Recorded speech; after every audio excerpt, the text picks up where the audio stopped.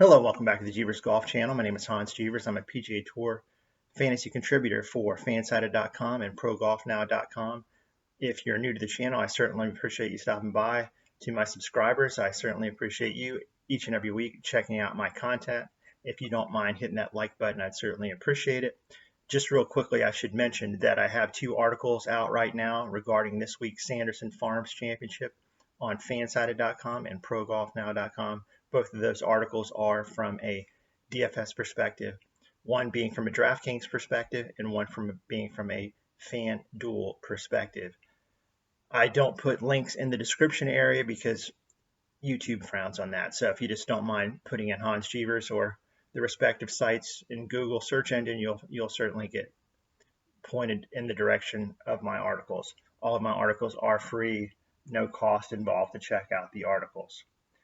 So the 2021 Sanderson Farms Championship will be hosted at the Country Club of Jackson in Mississippi. It has been played at this course every year since 2014. It's a par 72 that measures 7,421 yards. This can be best described as a resort-style course. The par 4s are what are the easiest on the course, and the PGA Tour players tend to eat up and are vulnerable to scoring. The par 5s, which are rather unusual, being that it's an easy course overall, the par 5s are the most difficult and actually every year rank up there as far as some of the toughest par 5s on the PGA Tour for the whole calendar year.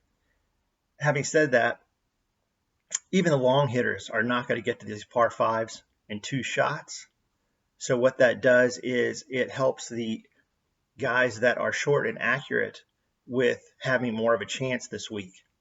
So I think you're going to have a putting contest and a wedge contest. So even the short hitters that can get within 100 and 125 on their third shots can birdie, get up and down, and score on the par 5s.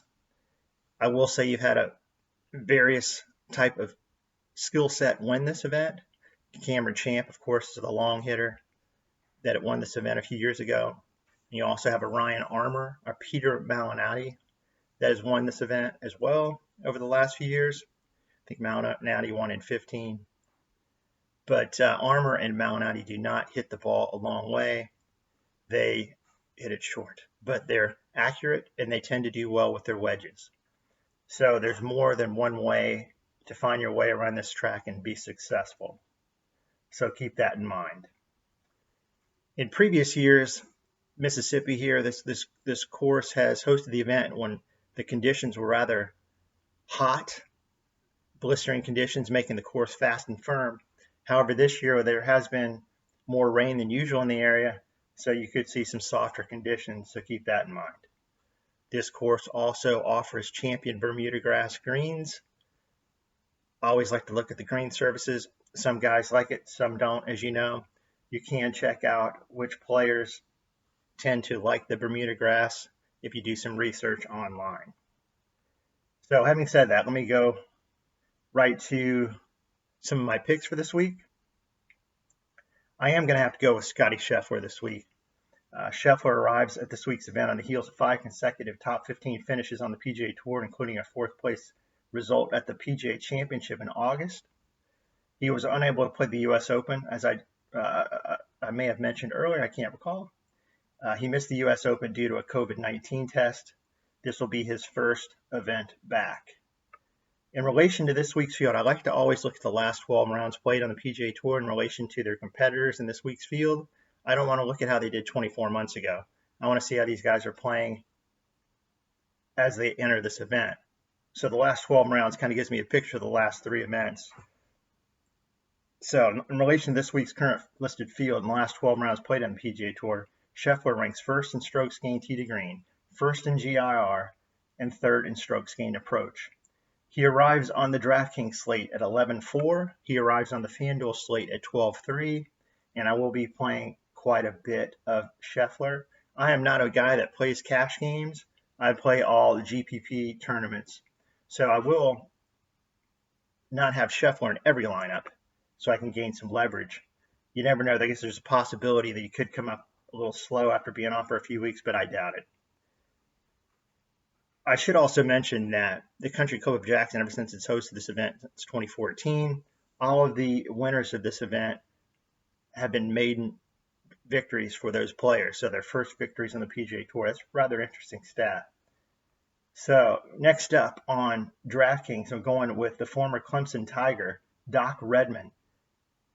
Comes in on the slate at $9,700. The 22-year-old American has 2 top 3 finishes in his last 4 events on the PGA Tour, including a 3rd place result in his last event, the Safeway Open 3 weeks ago. Continuing on with the trend of looking at the last 12 rounds played, in relation to this week's current listed field, the last 12 rounds played on the PGA Tour, Redman ranked 6th in GIR, 8th in strokes gained putting, and 17th in strokes gained approach. The last tournament, I believe, that was played on the PGA Tour with champion Bermuda grass was the Wyndham Championship in North Carolina, and Redman played very well there. He always seems to pop in these events like this that are a little bit lower in quality, have the Bermuda grass. He's an up-and-coming talent for sure. So Doc Redman at 9.7 on DraftKings. Next up, I'm going to go with Denny McCarthy at 7,900. He finished 9th at the Wyndham Championship last month, which of course featured the Bermuda greens. I also like the fact that McCarthy has shown an ability to play at a high level at this particular golf course. Denny has 2 previous top 18 finishes at the Sanderson Farms Championship, so he has an affinity for this track, I would say. Kind of hitting on my earlier comment that you can win this event or skin this cat in more than one way. You had Cameron Champ pounded all over the place as far as he could win. But you also have the likes of a Brian Stewart that comes in on the slate this week at 7.5 that is accurate off the tee, a journeyman that has played well here in the past at Sanderson Farms. He finished 3rd at the Safeway Open last month. He also finished 4th at the 2018 Sanderson Farms, which was also played at the Country Club of Jackson. Next up on DraftKings, I'm going to roll with Beau Hossler at 7.2. Hossler finished 23rd at the Safeway Open 3 weeks ago. Hossler also finished 10th at the 2018 Sanderson Farms Championship. Lastly, a guy I'm going to roll with that is never going to pop on a model that you draft up. He doesn't have a skill set that's the prettiest at times, but he has a rather outstanding record here of making cuts and playing rather well considering. He only comes in on the slate at 7,200. The 46-year-old Australian is Cameron Percy. He has 3 top 25 finishes in his last 4 events in the PGA Tour, including an 8th place result at last week's Corrales Punta Cana Resort and Club Championship, which of course featured the Paspalum greens. But he likes the champion Bermuda grass as well. Okay, let's switch over to some FanDuel. And by the way, I'm turning 50 this week. So if you don't mind hitting the like button, subscribing, that'd be awesome. Give me some comments. Really help me out with the algorithms. You know, I love you for coming by and checking out my channel. 50's a big one. So just show me some love. Appreciate you. So I'm rolling with Scotty Scheffler again on FanDuel at 12.3. Next up, a guy who's got, I think, quite a bit of win equity this week is a Sam Burns at 11,200. The 24-year-old has 3 top 28 finishes in his last 4 events, including a 7th place result at the Safeway. He loves the Bermuda grass. He's mentioned multiple times that this course, the Country Club of Jackson, is one of his favorite on the PGA Tour. I would not be at all surprised if he was holding the trophy on Sunday. Next up, 2-time major champion Zach Johnson comes in at 10,500 on FanDuel. He has 2 top 8 finishes in his last 3 events, including an impressive 8th place finish at the U.S. Open. It was rather impressive how he played. Another guy that does not hit it long, but hits it accurate. Off the tee, nice driving accuracy. One stat that I think is important this week is proximity to the hole from 100 to 150, I would say, with 2 par 5s that will not be reachable by even the longest hitters in 2. So guys that can play well with their wedges, it's highly important. Having said that, I'm going with Charlie Hoffman at 9,500 next on FanDuel. He is, of course, the 43-year-old American, and he finished 14th at the Corrales last week. In relation to this week's current listed field, the last 12 rounds played in the PGA Tour, Hoffman ranks 5th in GIR, 8th in proximity to the hole, from 125 to 150 yards. Just as I mentioned, I like to see that. I want somebody that's going to get it close. And he's ranked 20th in strokes gained putting in the last 12 rounds comparatively to this tour events field. Next up, another Australian, Cameron Davis, 9,400 on FanDuel. He has 3 top 29 finishes in the last 5 events on the PGA Tour, including a 12th place result at the 3M Open. I mentioned the par 5s are going to be difficult this week, and guys that can pop there, it's going to be helpful. In the last 12 rounds played, Davis ranks 1st in strokes gained putting and 1st in strokes gained on par 5s. One thing I may not have mentioned as of yet is the winners of this event over the last several years at the Country Club Jackson have finished the event very high in the field with regards to strokes gained putting. Lastly, on FanDuel, I'm going to take a flyer on DJ Trahan. DJ finished 14th at the Safeway last month. He also finished 7th at the 2019 Sanderson Farms.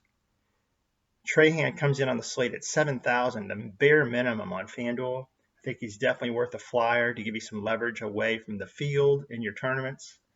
He's the kind of guy that'll pop for you and give you a top 20 when you least expect it.